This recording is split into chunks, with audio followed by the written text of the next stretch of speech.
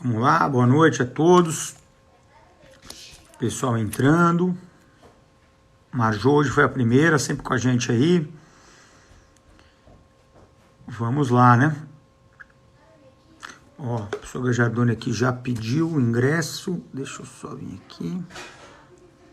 Um momentinho. Pronto. Aqui já vou convidá-lo.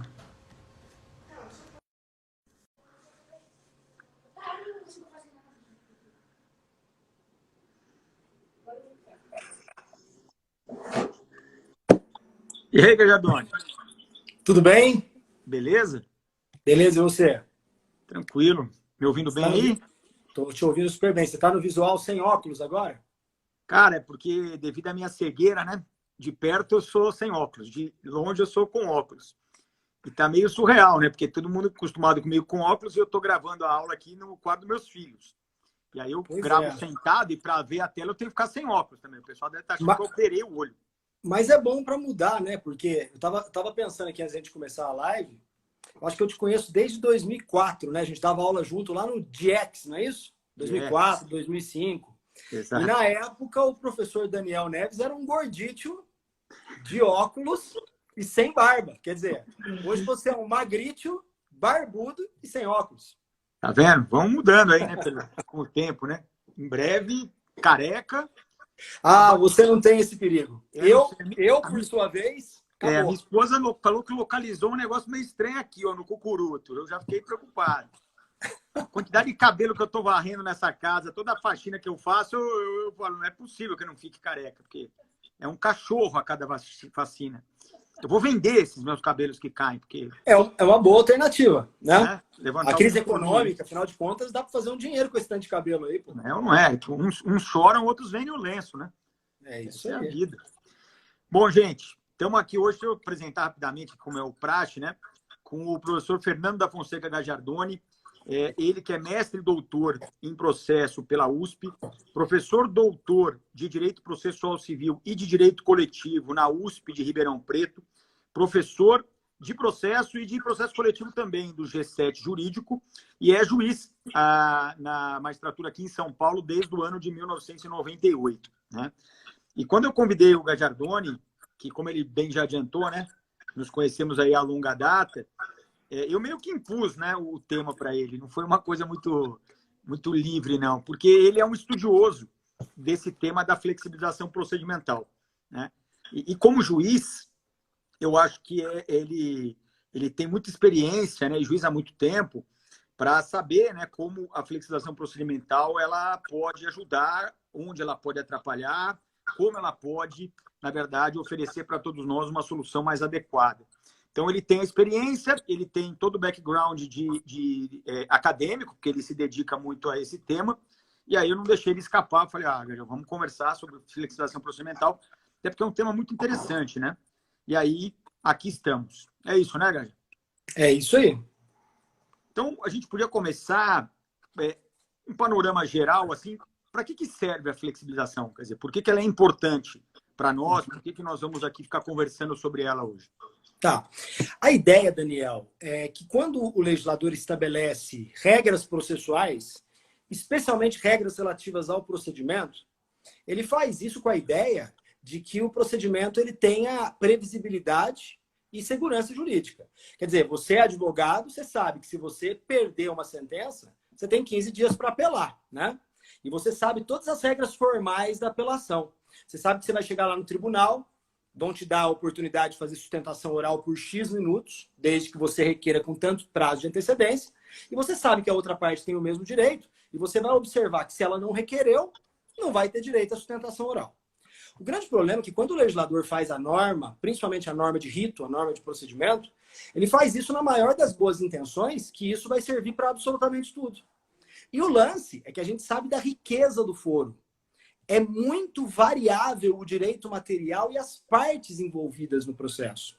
Então, por mais que a receita do bolo seja uma receita perfeita, vai ter hora que vai desagradar um ou agradar o outro, e a gente vai ter que mexer na receita do bolo para adaptar o procedimento às vicissitudes do processo. Aí é nesse momento que entra a ideia de flexibilização procedimental. Na verdade, penso eu, e eu sempre gosto de fazer essa metáfora, que a coisa funciona mais ou menos como remédio. Não é a doença que se adapta ao remédio. Eu não tenho um remédio só e eu vou ficando doente conforme o remédio que eu tenho. É o contrário. Na verdade, eu tenho a doença, a gente pode encarar a lide como um conflito social, como sendo uma doença sociológica, e você precisa adaptar o remédio às vicissitudes do caso. E a flexibilização procedimental entra exatamente dentro dessa temática, né? Aí é o grande problema, e aí que eu acho que é onde o nosso debate vai mais entornar o caldo, é o fato de que será lícito ao juiz, dentro de um processo que precisa de previsibilidade e segurança, mudar o procedimento? Isso não poderia pegar as partes de surpresa? Então o tema é muito rico, né? Eu acho que de abertura inicial, a primeira consideração que a gente tem que fazer para todo mundo entender é isso. E, Gajardo, deixa eu te perguntar uma coisa. Quando a gente fala assim, em espécies de flexibilização, isso depende da fonte da flexibilização? Ou, na verdade, a fonte é só um elemento que é considerado nessa divisão? Porque Não, você falou do juiz, né? O juiz flexibilizando. E aí eu já pensei nas partes, aí pensei no legislador, pensei em todo mundo que pode, eventualmente, participar disso aí. Assim, veja, sem dúvida alguma, o principal critério de classificação das hipóteses de flexibilização vem exatamente de quem flexibiliza, tá? A gente pode falar, de uma maneira assim, bastante simples, que existem 4 grandes fontes ou 4 grandes... Na verdade, 3, Daniel. 3 grandes fontes ou 3 espécies de flexibilização, sendo que uma delas a gente pode picotar e, vamos dizer assim, que tem uma variante, né? Então, quais seriam essas fontes? Primeiro, seria a flexibilização que eu chamo de legal genérica. O que é essa flexibilização legal genérica? Seria um comando normativo abstrato, do tipo cláusula geral, que reconhece, nesse primeiro momento, apenas ao juiz o poder de adaptação. Isso que você vai falar assim, nossa, mas é muito poder para o juiz, né, adaptar. Em Portugal, isso tem há pelo menos 10 anos. Na Alemanha tem isso. Eles chamam lá de princípio da adequação formal. E tem um dispositivo, que é o 5º, se não me engano, do CPC português, depois 500 e alguma coisa, que vai falar, o juiz poderá adotar em cada caso a adequação do procedimento que for pertinente para as vicissitudes do caso. Quer dizer, então esse primeiro modelo é um modelo que se confia no juiz. Mas a lei confia no juiz, né? O segundo modelo é um modelo que eu gosto de chamar de flexibilização legal alternativa. E o que seria a ideia da flexibilização legal alternativa? Seria uma ideia de que o legislador confia no juiz desconfiando. Porque ele dá o poder de flexibilização, mas ele já dá as alternativas. Ele fala, ó, juiz, você faz adaptação aí, cara. Mas você vai escolher a porta 1, 2 ou 3. Né? Então, exemplificativamente, você tem no caso do julgamento antecipado da lide. Chega lá no momento, depois das providências preliminares, vamos chamar assim, né? O juiz se vê, diante das particularidades do caso, nas seguintes oportunidades. Ele pode julgar extinto processo sem julgamento do mérito, ele pode enfrentar o mérito antecipadamente, ele pode marcar audiência de saneamento compartilhado, ou ele pode direto marcar audiência de instrução. Quer dizer, o legislador deixou o juiz adaptar. Mas ele deixou adaptar dando as oportunidades e as possibilidades, e aí o juiz não poderia sair disso. Me parece, Daniel, que o modelo do CPC revogado e o atual é preponderantemente esse, que é o da flexibilização legal alternativa, né?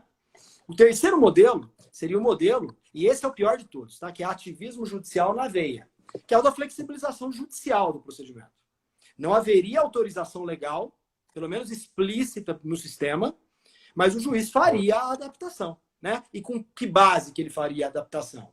É porque tem muita gente boa que sustenta que quando a Constituição fala em devido processo legal, ele, na verdade, está falando em devido processo constitucional. Então, toda vez que o juiz verificasse que o procedimento previamente estabelecido pelo legislador ele é ineficiente, ele é incapaz ou ele é inconstitucional, o juiz poderia fazer a adaptação. Né? Posso dar um exemplo, só para a gente ver como que é rica essa possibilidade de flexibilização judicial. Você tem um caso de mandado de segurança. Aí chega o réu a autoridade probatória presta as informações, chega lá na hora de sentença, o juiz percebe que houve decadência. Tá? A rigor, ele ia meter uma sentença falando da decadência e mandar entrar o cara com ação de rito comum. O lance todo é que a matéria é totalmente de direito. Se você mandar ele entrar com ação de rito comum, vai ter citação, vai ter contestação e ele vai julgar antecipado com base na mesma prova documental. Não faz o mínimo sentido. Então, o que o juiz poderia fazer? Não tem previsão legal isso. Ele faria uma adaptação transformaria esse mandado de segurança numa ação de rito comum. É óbvio que preservado o contraditório, dando oportunidade para as partes debaterem a modificação ritual, e aí depois ele julgava. Repara que nesses 3 primeiros métodos, você bem apontou, o centro da flexibilização é o juiz. Ele é o protagonista da flexibilização. Mas existe uma quarta hipótese de flexibilização, que seria a flexibilização das partes, né? Eu chamo ela de flexibilização voluntária do procedimento, e que o CPC de 2015, né? Eu chamo esse nome desde 2007, mas o CPC de 2015 prefiro chamar de negócio jurídico processual. Nós estamos falando da mesma coisa, né? É a possibilidade das partes, por convenção, mudarem as regras do procedimento, desde que presentes determinados requisitos, e no caso do 90, é lá, direito autocompositivo e também a questão da capacidade das partes. Agora, você botou um tópico interessante. Você falou assim, então, quatro modelos. 3 do juiz e 1 das partes, e nesse último as partes são completas protagonistas, né?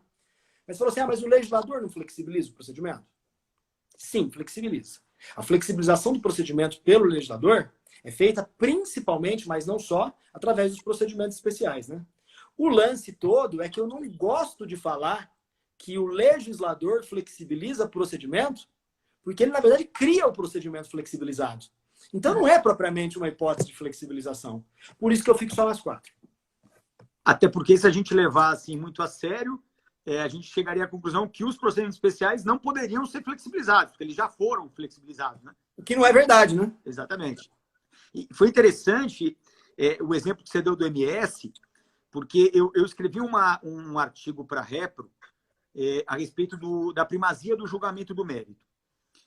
E aí eu fui fazer uma análise de jurisprudência no STJ e eu achei um recurso especial exatamente nesse sentido. Só que não houve a conversão. Na verdade, o STJ virou e falou assim, olha, é só questão de direito, está super maduro, tudo que tinha que ser discutido foi discutido. É, evidentemente, caso de decadência, mas por uma questão de primazia no julgamento do mérito e economia processual para evitar repropositura, nós vamos negar a ordem. E foi exatamente esse exemplo. Então, já tem até um precedente aí do STJ. Mas você vê que interessante, né? Essa flexibilização. Essa flexibilização judicial, que é a mais problemática delas, porque as outras a gente pode falar que tem base, né? Ou na vontade das partes ou na lei. Mas essa terceira espécie, que é a flexibilização judicial, é a que desperta maiores polêmicas, porque também se você deixar a coisa desgringolada, o pessoal brinca que aqui na minha região, aqui, que é interior de São Paulo, a gente está na beirinha de Minas, né? O pessoal brinca que é o CPC de Uberaba. Porque teve um tempo, há muitos anos, em Uberaba, que dizia que cada vara fazia de um jeito. Essa piada é antiga aqui na região.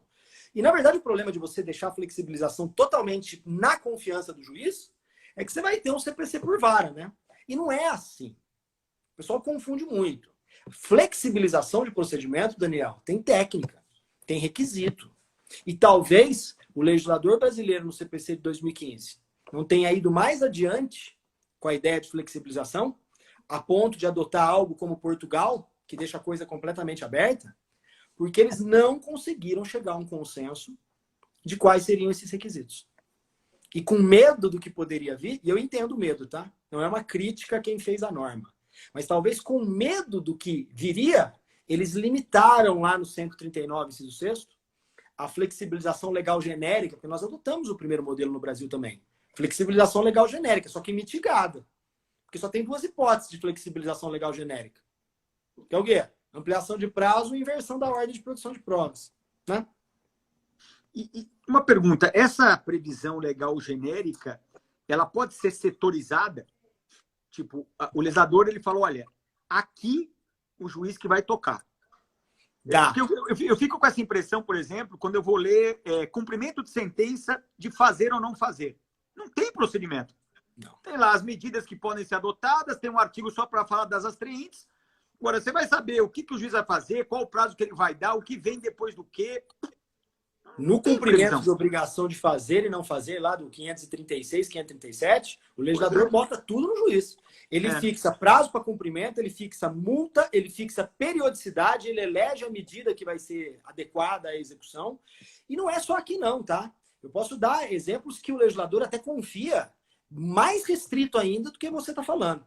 Pensa, por exemplo, em jurisdição voluntária. Sim. Jurisdição voluntária tem um dispositivo expresso de CPC 740, alguma coisa assim, não lembro o número, que fala que o juiz pode adotar critério de equidade na condução do procedimento. Então, eu sempre dou... Essa pergunta é muito pertinente porque, por exemplo, ninguém duvida que, em matéria de interdição, por exemplo, não faz o mínimo sentido interrogar o interditado ou curatelando. Eu entendo que não existe mais interdição no Brasil. Eu acho que agora é só curatela por conta do estatuto deficiente. Mas não faz mais sentido você fazer, por exemplo, audiência de oitiva do curatelando que está entubado no hospital com Covid-19. Você vai lá visitar ele no hospital? E não estou falando só por causa da pandemia, não. Poderia ser um AVC ou outra coisa no sentido. O juiz dispensa o interrogatório. Manda constatar, se for o caso, manda juntar laudo médico.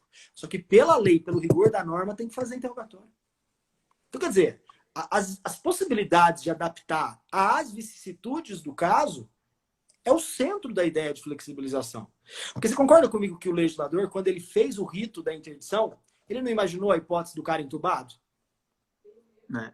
Ele imaginou a hipótese do cara vir no fórum conversar com ele. Ou do juiz ir até o lugar para conversar com o cara. Mas ele não imaginou a hipótese da pessoa não poder falar.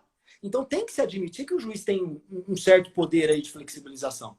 Por isso que o terceiro modelo, que é o da judicial, mesmo que o legislador não tenha autorizado, a prática forense acaba levando ao uso dele. É. Eu lembro, você estava comentando essa questão da inviabilidade, né, material da realização da audiência nesse caso. E aí eu lembro de uma discussão que teve acho que foi no FPPC ou foi lá no Conselho Federal, que a Trícia Navarro levou, que era sobre a audiência do 334, numa hipótese de direito de família em que havia aquela medida restritiva de acesso, como é que chama?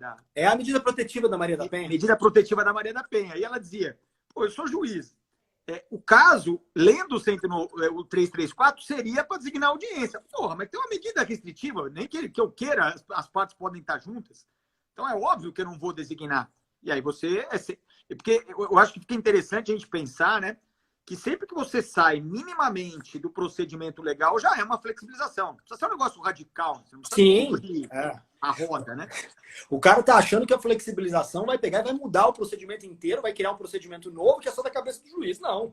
O maior uso da ideia da flexibilização do procedimento é, como você muito bem apontou, em questões absolutamente pontuais. E para pegar o exemplo da Trícia, a gente sabe que a gente tem um problema grave e a gente tem um monte de gente de um monte de estados assistindo a gente aqui, mas você sabe que aqui em São Paulo nós temos um problema grave com essa tal da audiência do 334.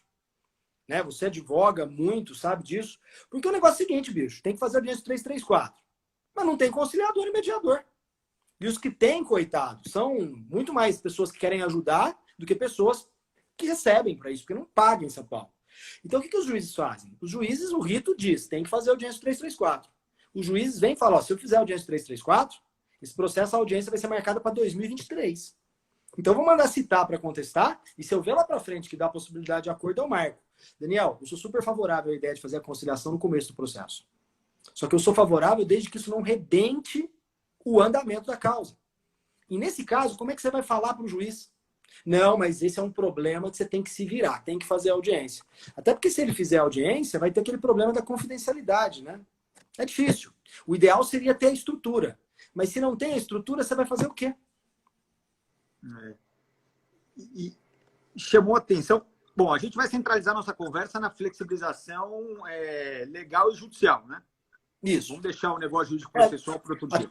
Até porque eu acho que você já bateu um papo com alguém aqui sobre negócio processual. Conversei com o Pedrinho. Semana que vem eu vou conversar com a... Como é que ela chama? Puxa, fugiu o nome, mas vai ser sobre negócio jurídico e fazenda pública em juízo.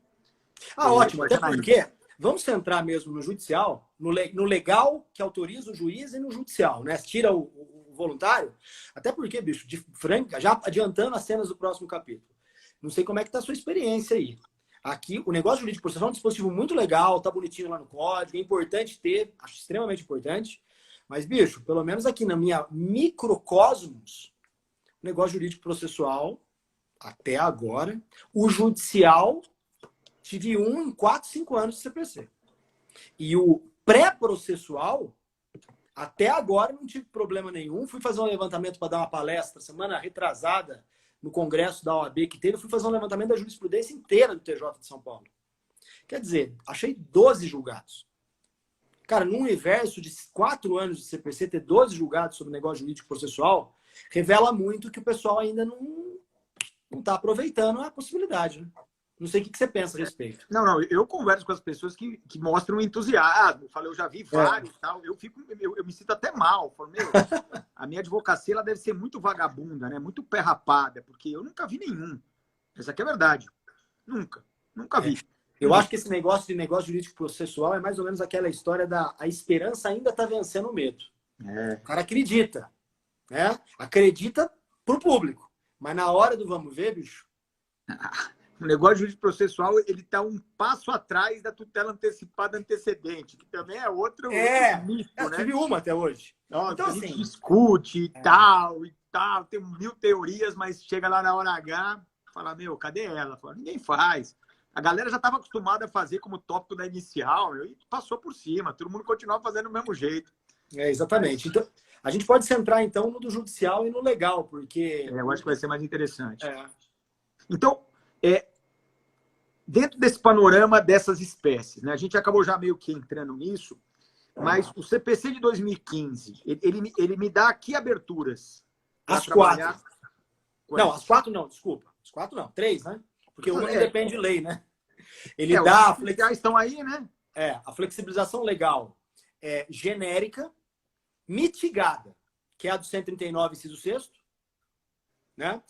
Aliás, um pouco além. O 139, inciso 6º, é o que fala que o juiz pode ampliar prazo e inverter a ordem de produção de provas, né?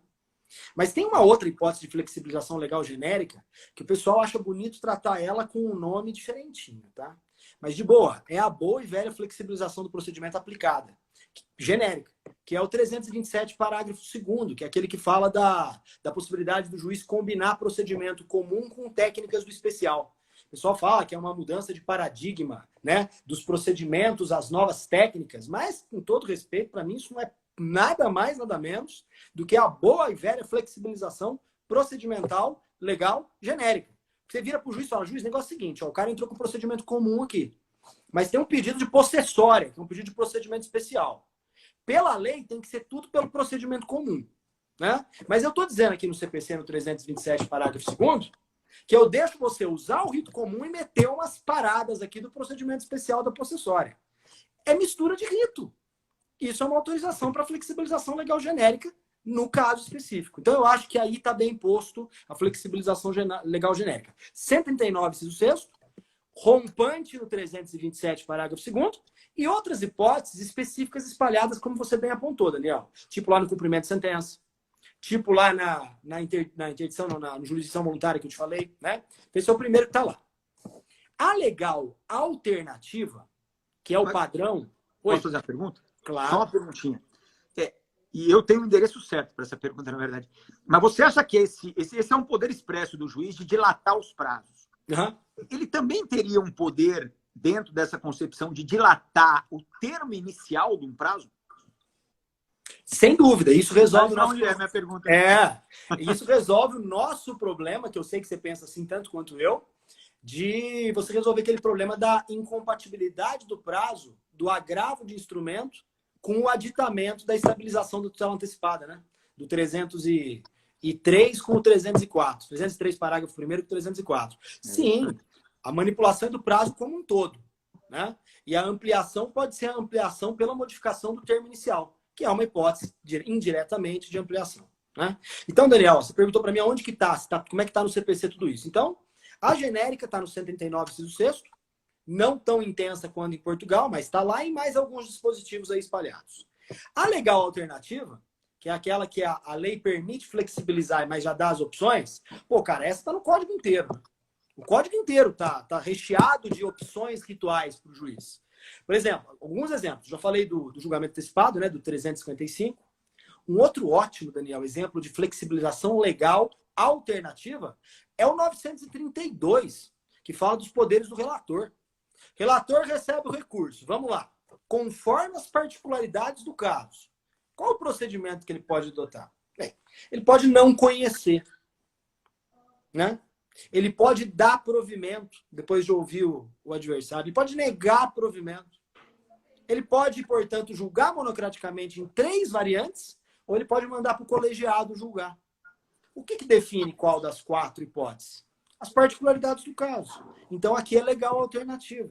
Quer dizer, a legal alternativa a gente vai ficar o dia inteiro conversando. Por quê? Porque ela está no código inteiro, né? E a legal, e a voluntária, que seria o último modelo, o quarto, não o terceiro, é o do negócio processual, né? O do 190, que é o das partes fazendo. Aí você vai falar assim, e o terceiro modelo judicial? É judicial exatamente porque não tem previsão legal. Aí é o ativismo judicial na veia. É a possibilidade do juiz adaptar o procedimento, mesmo quando o legislador infraconstitucional não teria autorizado ele a fazer isso. E aí o valor que ele usaria para fazer isso seria o devido processo constitucional. Aí seria o fundamento. E uma questão, aqueles negócios jurídicos, quer dizer, aí há uma divergência doutrinária, né? Se haveria o juiz como sujeito do negócio, né? O Cabral, por exemplo, ele nega essa circunstância, mas eu penso aqui, lá no saneamento compartilhado do 357, e penso aqui no calendário procedimental do 191, que, na verdade, são, né? Eu não sei se entra na flexibilização procedimental. Quem sabe no saneamento é possível combinar uma flexibilização. No calendário, eu não sei se dá para incluir uma flexibilização. Mas aí seria de que espécie essa flexibilização, se é que ela existe? Tá. Primeiro, se a gente colocar a calendarização do 191 e colocar lá o saneamento compartilhado, acho que é 357, parágrafo 2º, se não me engano, que fala lá da possibilidade, ou o parágrafo 3º, é o parágrafo 3º, na verdade, né, que é o saneamento compartilhado, o parágrafo 2º é da convenção para fixar pontos controvertidos, questões de fato e de direito. Acho que é isso mesmo, né? Você deve estar olhando aí, o 357, parágrafo 3º, né? É o parágrafo 2º, a delimitação consensual que o não é esse. É o parágrafo 3º. Não, o terceiro é o saneamento compartilhado. O terceiro é o da audiência. Isso, é o da audiência. Não, porque o compartilhado é só esse terceiro. O segundo é negócio processual. É as partes fazendo. Não é verdade? Mas assim, se a gente fosse colocar isso aqui, Daniel, em flexibilização legal, ela seria legal alternativa. Porque ela está na lei, concorda comigo? Não foi o juiz que inventou a calendarização e nem o saneamento compartilhado. Está na lei, então é legal. E ela seria alternativa porque, de novo, tem duas opções. O juiz pode fazer ou não fazer a calendarização. O juiz pode sanear compartilhado ou não sanear compartilhado. Então, quer dizer, deu duas opções conforme as particularidades do caso. Mas esses dois negócios processuais, voltando pelo centro da sua pergunta, que eu acho que você quer debater comigo isso, ele tem essa polêmica de qual é o papel do juiz na celebração desses negócios. O Cabral, que a gente conhece bem, estuda isso há um bom tempo, ele fala que o juiz não integra a vontade do juiz esse negócio processual, né? E eu concordo com ele que não integra esse negócio processual. Mas eu acho que tanto na calendarização quanto na questão do saneamento compartilhado, a participação do juiz é condição de eficácia do negócio celebrado. Porque se o juiz não concordar com a calendarização, meu amigo, ele não participa da calendarização. Mas se ele não falar eu topo, não vale. Você e a outra parte calendarizar, vai lá para o juiz de excelência. Nós resolvemos calendarizar o processo. O juiz olha para você e fala, olha, eu não tenho condição. Ah, mas o juiz não pode negar um negócio processual. Olha lá no 91, que você vai ver que nessa hipótese lá está expresso. E a mesma coisa no saneamento compartilhado, que ele diz que o juiz designará.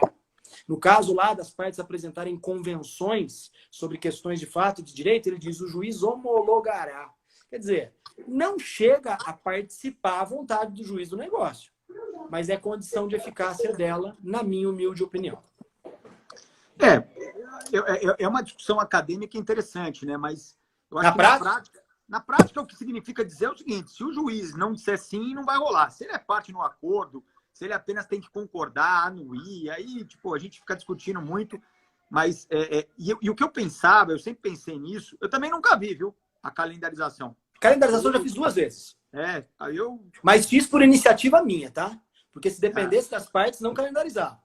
Mas continua, desculpa, te interrompi. Não. Eu lembro, você até comentou, você sugeriu, né, em audiência, né, para fazer a calendarização. Eu acho que eu já tive essa conversa com você. Na verdade, foi uma audiência de saneamento compartilhado que desembocou numa calendarização, né? Agora, você tocou no ponto. O fato é o seguinte, veja, não vamos misturar alhos com bugalhos. Eu acho que o juiz não tem poder de indeferir negócio processual nos limites estabelecidos na lei. Nesse, o juiz não participa, que é o bom e velho do 190 lá. Ele cumpre.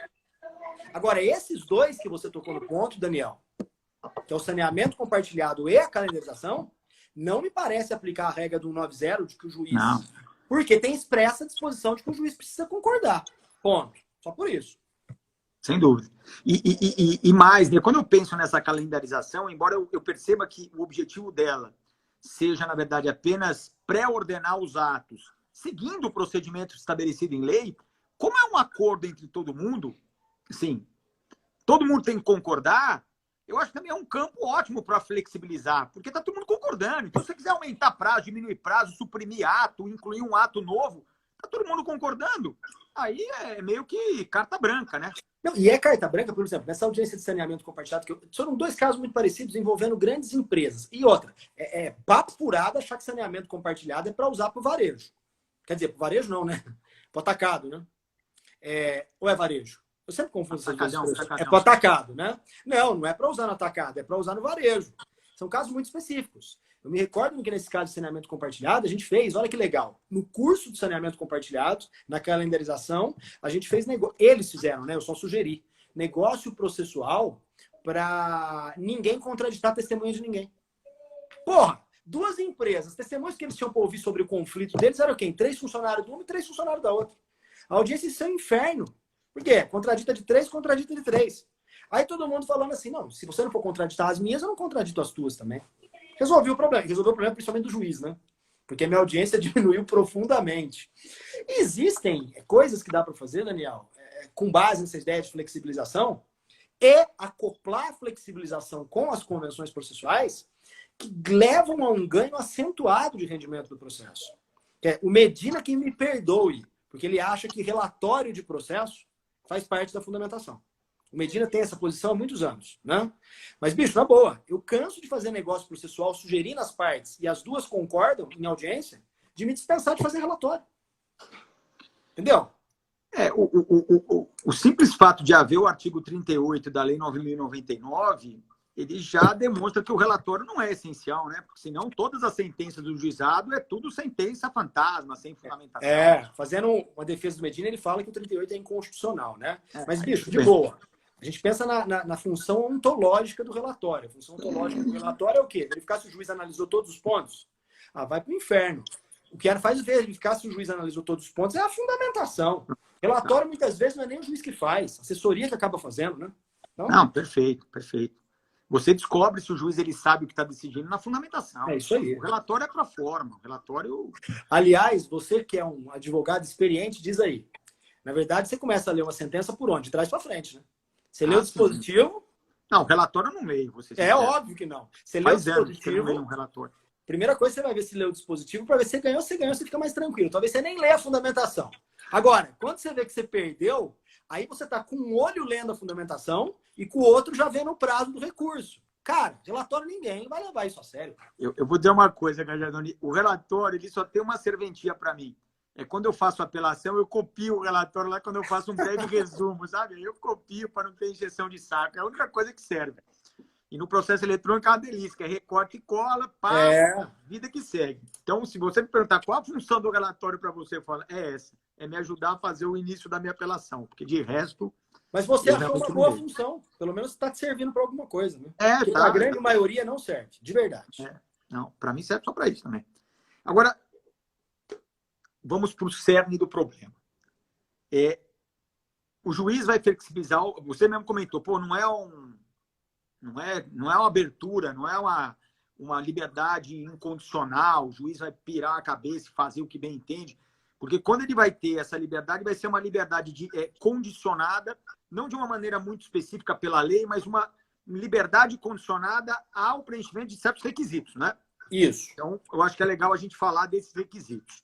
Tá. Veja. São quantos? São 3. 3. Na minha opinião, são 3, né? E assim, é uma pena, porque se o CPC tivesse sido melhor elaborado na questão do 139, inciso 6º, a gente talvez não precisasse sustentar a tese da flexibilização judicial. Porque eu poderia ter só flexibilização legal. Ele teve, não teve? Não, o dispositivo ele teve no histórico do processo legislativo uma cláusula mais aberta, não teve? Teve no anteprojeto, aquele primeiro dos juristas, lembra? Aquele primeirão, que era o anteprojeto, né? Aí virou projeto de lei começou pela Câmara? Não, começou pelo Senado. No Senado, ficou a cláusulona geral. Não, mentira. Quando bateu no Senado e foi para a Câmara, teve uma grita muito grande contra o dispositivo, porque ele era muito aberto. E o principal artífice dessa grita, e eu entendo a grita dele, tá? Isso não é uma crítica a ele. Na verdade, é um elogio. É o professor Antônio Cláudio da Costa Machado. Ele falava exatamente isso. Vai ter um CPC por vara no Brasil. Né? E por que a crítica dele era pertinente? Não a crítica à flexibilização, porque eu acho que a flexibilização é importante. Porque estava muito mal feito, Daniel. Do jeito que estava lá, os caras não amarraram para explicar que não é qualquer processo que pode ser flexibilizado. Entendeu? Então, talvez se a gente tivesse levado mais a sério esses 3 requisitos que eu vou enumerar para você logo na sequência, a gente poderia ter uma flexibilização um pouco mais agressiva na lei.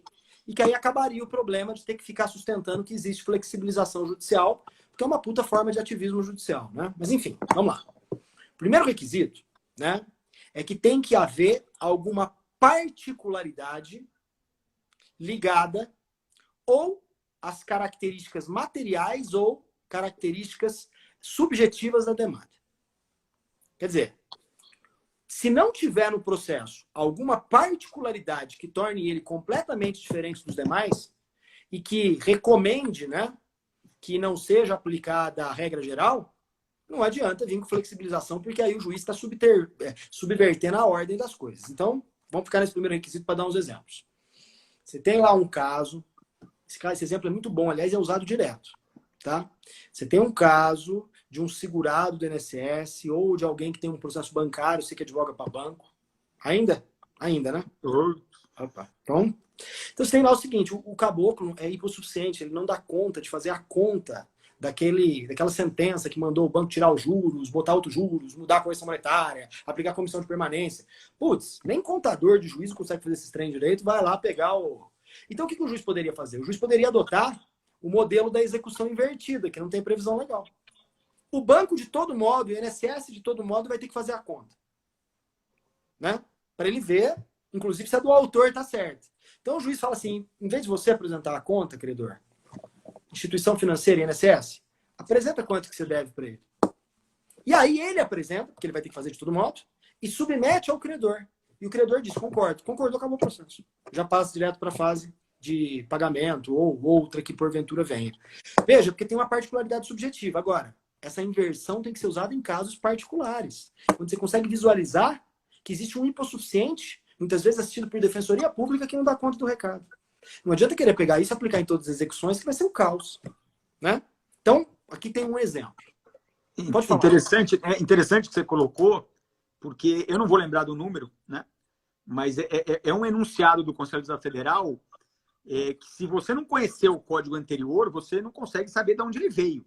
Que é o enunciado que diz o seguinte: se o exequente for beneficiário em judiciária, você vai remeter os autos ao contabilista do juízo para elaboração do cálculo. E você fala, mas de onde os caras tiraram isso? Porque essa era uma previsão legal do Código de 73 que acho que eles esqueceram, né, de repetir no Código de 2015. E aí o pessoal falou, e os defensores lá, né, no Conselho Judicial Federal, todos desesperados. Falaram, a gente não tem como fazer esses cálculos. São centenas de cálculos, não tem condição nenhuma. Antigamente era aquela, uma mão lava a outra, né? Tá todo mundo quebrado, o Estado judiciário dava uma mão para o Estado defensoria. É isso aí. E eles aprovam o enunciado, e é muito interessante, porque eu falei, mas de onde que vem isso? Não é nem que é uma interpretação analógica, não. É, na verdade, uma praxe que estava legislada em 73, agora não está mais, mas a gente pode colocar nessa conta do ativismo, do ativismo da flexibilização judicial, exatamente. Os juízes vão continuar fazendo. Só que veja, a gente está falando de 3 critérios, que eu estou no primeiro ainda, que eles se aplicam indistintamente à flexibilização legal genérica, legal alternativa e também na flexibilização judicial. Ele não é só da flexibilização judicial. Então, vou dar um outro exemplo. Que é um exemplo, aliás, Daniel, interessante. A minha tese sobre flexibilização procedimental, e você certamente me convidou para falar sobre esse tema por causa disso, ela é uma tese que foi defendida em 2007, mas ela foi desenvolvida entre 2004 e 2005, 2006 no máximo, ali, 2004, 2005, 2006. E a ideia surgiu de um caso concreto que eu tive. Eu provo que tem que ter essa particularidade. Eu tive um caso que o escrivão que trabalhava comigo chegou e falou assim, doutor, eu sempre conto essa história, tá? Doutor, tem uma ação civil pública aí que entrou ambiental. Aí eu falei, não, beleza, traz aí pra eu dar uma olhada. Ele falou, doutor, mas tem que mandar com a carriola do fórum, porque tem 17 volumes a inicial. Eu falei, putz, você tá de brincadeira. Aí o cara veio com a carriola lá, 17 volumes, 200 páginas cada uma, 3.400 páginas. E aí eu li aquele negócio, Daniel, 3 anos de inquérito civil investigando, 2 perícias extrajudiciais do MP, porque uma empresa lá derrubava uma aguinha do processo de fabricação de queijo no rio da cidade. E aí o promotor achou que aquilo fazia mal para o meio ambiente, fez 2 perícias, constatou que fazia, meteu ação civil pública ambiental. Pelo CPC de 73, você lembra, o prazo para contestação da ação civil pública, 15 dias. O cara não conseguia nem ler os 5 primeiros volumes, ainda mais fazer uma contestação num caso de 3 anos de investigação do MP. Então aqui existe uma particularidade que autorizava ampliar o prazo. E aí eu lembro que no caso eu dei lá um prazo, virei pro promotor que trabalhava comigo, que era um cara espetacular, falei, ó, vou dar 60 dias para esse cara contestar aqui, viu? Ele falou, mas você não pode. Eu falei, por que eu não posso? Ele falou, não pode, porque não pode, é prazo cogente, como a gente falava antigamente, né? Cogente. E o mais engraçado dessa história é que eu dei os 60 dias, fiz uma decisão super fundamentada, porque eu esperava o recurso, que não veio. Não veio o recurso do MP. E eu lembro que lá pelo 13º dia do prazo, quem veio me procurar? O advogado do réu. Doutor, muito obrigado, o senhor me deu esses 60 dias, eu entendi a fundamentação. Nossa, é importante esse negócio de contraditório, né? Porque o contraditório tem que prevalecer sobre a lei de ação civil pública nesse caso. Mas o senhor não pode fazer isso, doutor. Isso vai me dar problema. Aí eu virei para o advogado e falei, doutor, estou tentando te ajudar. Se não quiser, contesta no 15 aí, né? Mas ele contestou no 40 e pouco, tá? E, cara, a vida seguiu, ninguém morreu. Mas você percebeu que nesse caso era de ampliar? Eu não estou falando que o juiz tem que dar 60 dias na ação de despejo, na ação de cobrança, naquela do dia a dia. Então, o primeiro requisito é esse. Tem que ter a particularidade ligada ao direito material em debate ou as questões relacionadas à parte, como é o exemplo da execução invertida. O segundo, digamos assim, elemento é o bom e velho contraditório. A ideia do procedimento é garantir previsibilidade e segurança, para a gente saber qual é a regra do jogo, concorda comigo? As partes têm que ser alertadas e têm que participar da decisão do juiz que muda o rito, para elas saberem que a regra do jogo é nova, mudou. Né? Eu sempre também conto essa história. Eu jogava, minha filha hoje tem 8 anos, mas quando ela tinha 5, 6 anos, gostava de jogar Uno. E a regra do Uno é que você, na hora que bate, antes de bater, você fala Uno, né? Uma carta antes, para todo mundo ficar esperto com você. A minha filhinha, tadinha, às vezes ela esquecia de falar Uno. E aí ela chegava na rodada dela e ela batia, porque ela era boa de jogar Uno. E aí eu falava, você não falou Uno. Ela falava assim, nessa rodada não valia essa regra. Cara, é isso que não dá para admitir. É que o cara mude o rito e eu não tô sabendo que ele mudou a regra, né? Que era a mesma briga que a gente tinha lá da inversão do ônus da prova. Quando admitia que o juiz fizesse na sentença, né? Que era regra de julgamento e não regra de procedimento. Então, assim, o segundo requisito é esse. As partes têm que participar da construção do novo modelo. Então, se vai ampliar o prazo, tem que avisar. Atenção, todo mundo.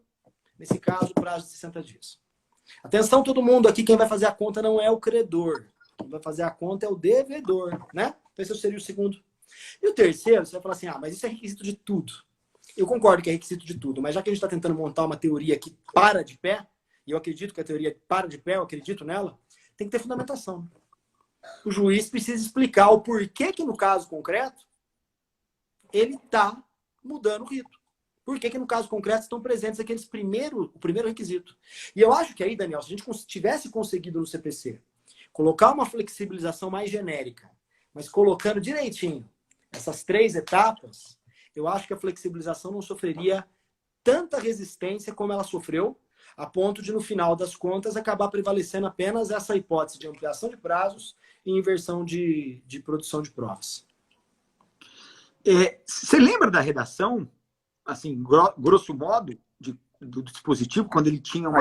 A genérica? A genérica. Lembro? Ele usava a mesma redação do CPC português. Ele falava assim, o juiz poderá adequar os procedimentos para torná-lo mais aderente à realidade da causa. Alguma coisa mais ou menos assim parecida. Ponto. Aí, bicho, é pra lascar mesmo, né? Você viu que não tinha nada? Não tinha limite nenhum. Eu não lembro da redação. Eu lembro dessa história. Eu nem sabia que tinha sido o Antônio Cláudio. Não, veja bem, ele foi o cara que mais ecoou, né? Ele fez uma resistência muito grande. Não que tenha sido ele quem tirou. Quem tirou, sim, na verdade, eu posso falar o nome dele, ele é um amigo querido meu e seu também. Posso falar abertamente. O responsável por diminuir a flexibilização atendendo a um reclamo da OAB Foi o Cássio Scarpinello Bueno, que ele era da comissão... Não, veja bem, o Cássio sugeriu ao Senado, né, vamos pôr direitinho, né, que isso caísse. Né? Porque exatamente o receio era de que estava muito aberto. E eu concordo com a crítica. Eu não sei, viu, Gajani? Eu acho que às vezes também é aquela preocupação. Assim, vamos ser objetivos. O juiz está lá com 10 mil processos. O juiz está lá com processo repetitivo para tudo que é lado. O juiz está lá com a maioria de processos simples, mas que pelo volume ele acaba se afundando. Aí vem uma regra, mesmo que genérica, mesmo com uma regra do direito português. Cara, sinceramente, a absoluta maioria dos juízes não vai usar nunca. Nunca. Nunca. Nunca. Daniel, você tocou... E os juízes que forem usar, vão usar aqui ou ali, numa situação muito específica.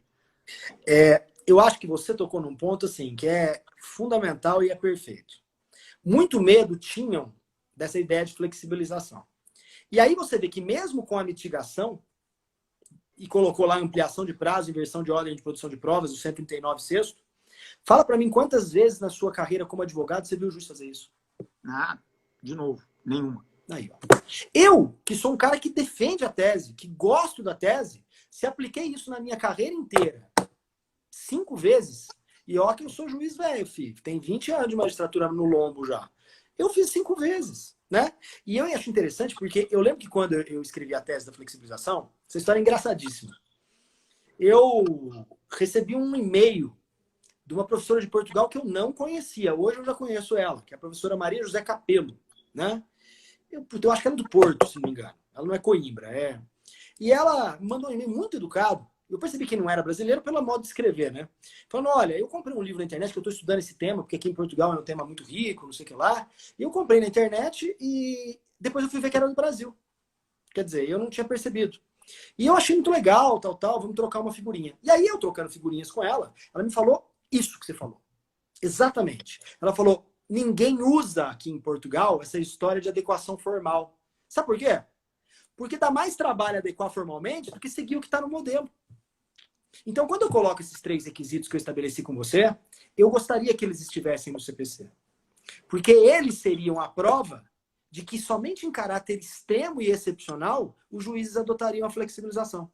Porque, bicho, é muito mais fácil seguir o modelo da lei do que fazer uma fundamentação de 3 folhas para explicar porque eu vou dar 60 dias para o cara contestar. Mata 15 dias lá e deixa o cara se virar. Concorda? É o que você falou. Perfeita a sua análise. Eu vou ser sincero, viu, Gajano? Eu era um desses que tinha muito medo. Aí eu comecei a pensar, falei, gente, o pessoal não está com tempo de ficar...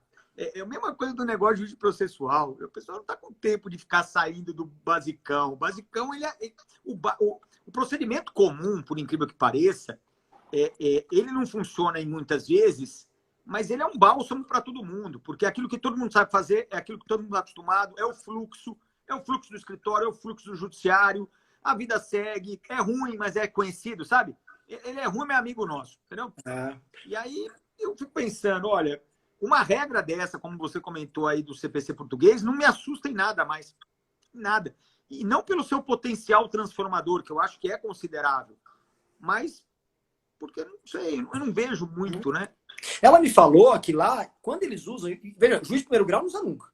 Nem de segundo grau para poder mudar o rito, que é a proposta do nosso debate. Só que ela falou que eles usam de vez em quando... Isso ela me falou há muitos anos, hein, Daniel? Isso pode ter mudado. Ela me falou isso faz aproximadamente 10, um pouco mais de 10 anos. Ela me falou que quando usa para falar que não teve nulidade em atos que não atenderam às formas legais. Porque falar assim, ó, não cumpriu a forma. Mas o juiz podia flexibilizar, né? Se ele tivesse flexibilizado, não teria tido problema. A gente não precisa dessa construção aqui no Brasil, porque você já tem daquela regra geral de que não há nulidade sem prejuízo. Então, quer dizer, nem para isso vai servir no Brasil, porque a gente aceita essa ideia como diz, da convalidação de atos violadores da norma, desde que não tenha sido provado prejuízo. Quer dizer, tem essa. Né? Agora eu tava conversando, né? Eu estava, na verdade, lendo alguns julgados a respeito, um julgado especial da Nancy Andrighi, agora recente, que ela fala sobre a dificuldade do chamado processo estrutural e como nós vivemos um vácuo legislativo com relação ao processo estrutural. As pessoas elas estão escrevendo e falando processo estrutural, mas nem o microsistema coletivo e muito menos o CPC está preparado para aquilo que exige o processo estrutural. Então aí começam as vozes a dizer, olha, a gente precisa fazer uma lei de processo estrutural. Na eventualidade de uma lei de processo estrutural, essa flexibilização ela não tem como escapar. Né? Aí... A gente tem no Brasil hoje, eu acho que 2 grandes estudiosos de processo estrutural. Né? Os 2 que começaram essa história de processo estrutural no Brasil, um chama Sérgio Cruz Arenheit, o outro é o Marco Félix Jobim. E depois dele vieram os outros. Tem o Vitorelli, que escreveu sobre isso, o Fred agora está estudando esse tema também, né? E vários outros aí espalhados, mas os 2 artífices iniciais me parece que foram esses 2. E o Jobim sempre que organiza um congresso na PUC do Rio Grande do Sul sobre processo coletivo e eu tive a oportunidade de ir em um deles e falar sobre essa questão de flexibilização. E, Daniel, eu falei exatamente isso. Eu falei, olha, vocês estão querendo construir um modelo falando que o processo estrutural não é nem processo coletivo, nem processo individual. Ele é um novo modelo. Só que até a gente conseguir construir esse modelo em lei, já que eles estão sustentando que precisa de lei, olha, amigo, a boa e velha flexibilização do procedimento é o que vai resolver o problema.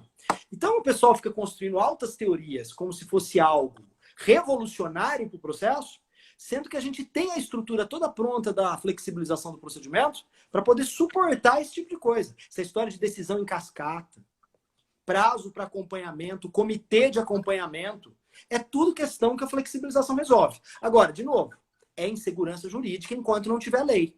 Por isso que se a gente tivesse estabelecido no CPC esses 3 critérios que eu acho que são adequados, a gente resolveria muitos problemas e poderia usar, talvez nem necessário ter uma norma para poder criar processo estrutural, para disciplinar processo estrutural, porque a flexibilização daria conta do recado, como você já intuiu aí na sua fala. Porque quanto mais eu leio sobre processo estrutural tipo, sei lá, coisas assim que num primeiro momento são assustadoras. Como, por exemplo, não ter mais princípio da aderência ao pedido, porque as coisas vão se transformando no meio do caminho, inclusive muitas vezes por conta de uma tutela antecipada concedida, porque a tutela antecipada concedida começa a gerar efeitos, e aquilo que você pediu no início já não tem mais nada a ver com o que você precisa lá no final. E eu falo, Jesus, e tudo isso está acontecendo sem uma regra, uma regrinha, uma regra que pelo menos diga, ó, gente, aí é mais liberado, tá? Sem nada, nada. A gente tá... E aquela história, né? O mundo não espera, né? O mundo não espera. Não dá, multipolares e que precisam do processo estrutural, eles estão todos aí, cada hora um diferente. E eu agora, pensando, né? É engraçado, né? E o poder do juiz aí, ele é inegável, não vai ter jeito. Não, processo estrutural sem reconhecer uma plenitude de ativismo judicial, não é nem uma pitada de ativismo judicial, é 1 quilo de ativismo judicial. Não tem como. Não tem como, não para. E o que é pior, na minha percepção, não sei se essa é a sua também, ainda que se crie uma normativização de um procedimento de processo estrutural, ele vai ter que ser uma normatização mínima, assim, dando as diretrizes mínimas. E o pau vai comer no salgado no caso concreto. Exatamente. Você tem processo estrutural na área de saúde, é um modelo. Na área de meio ambiente, é outro modelo. Na área de educação, é outro modelo. Na área de segurança pública, é outro modelo. Como é que você faz uma normativa que vai caber tudo isso? Vai ser um negócio bem abstrato, bem genérico, e nós vamos continuar caindo na ideia de flexibilização do procedimento e ativismo judicial.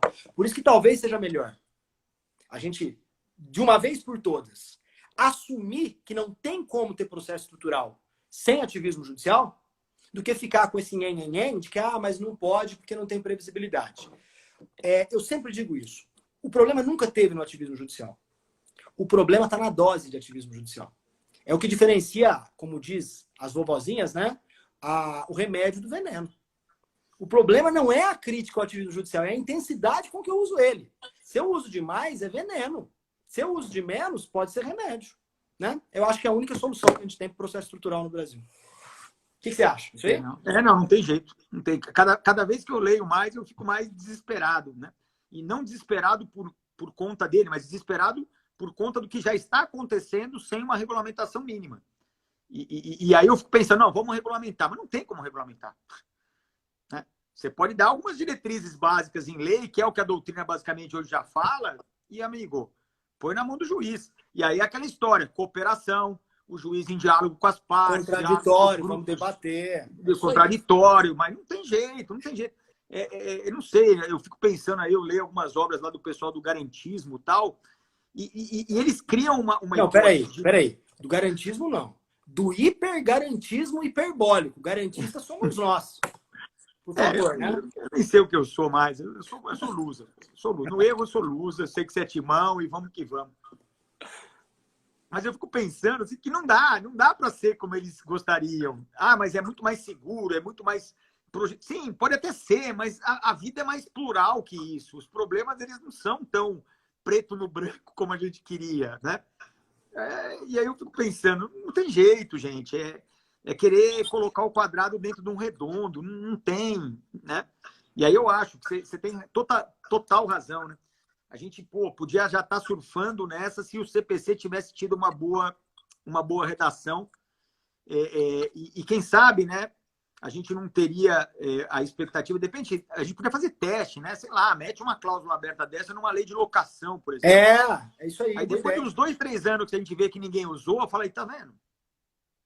Tá lá, mas ninguém usa. Usa uma vez ou outra. Mete isso aí para tudo. Você sabe que a gente tentou fazer isso? Eu participei de uma comissão de juristas, a única que eu participei na minha vida até hoje, oficialmente, que foi a do projeto de lei da nova Lei de Ação Civil Pública, que é o tal do PL 5139.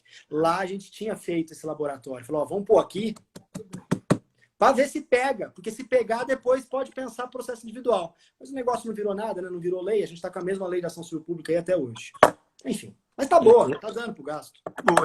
Mas essa é uma difícil de mudar, hein? Porque aí os lobbies são violentos, né? De tudo que é lado. Olha, pouquíssima experiência legislativa que eu tive, e eu falo isso abertamente, não tem problema nenhum. Qualquer coisa que envolva poderes do Ministério Público no Brasil não passa no Congresso. Nem se for para aumentar e nem para diminuir, tá? Vai ficar desse jeito que tá. É ali, estagnado, que é... E foi bom que eles conseguiram muita coisa, né? Pois é, eu fico pensando como é que os caras conseguiram passar isso. Como é que passou a lei de improbidade administrativa? Para mim, isso aí é um mistério insondável, né? Como é que passou uma lei dessa? Então, querendo mudar, né? Exatamente por isso. Tem lá uma comissão toda andando já para mudar a lei por causa dos conceitos abertos, etc. E que é um problema mesmo. Ninguém é a favor da improbidade.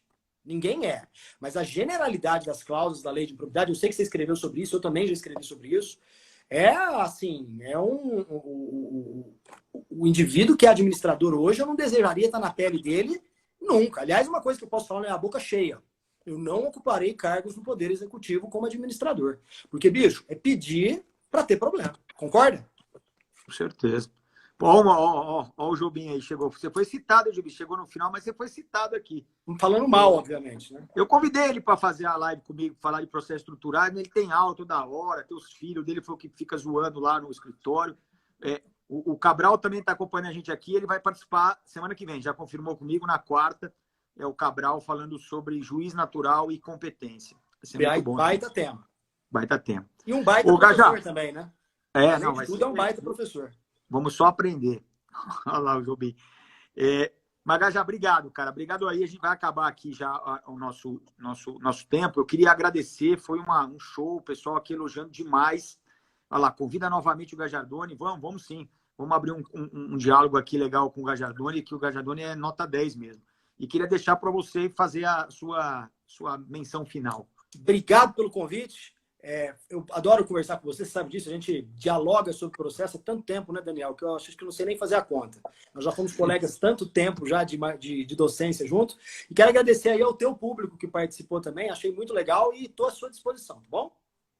Beleza, irmão. Abração. Abração. Tchau, tchau. Eu vou...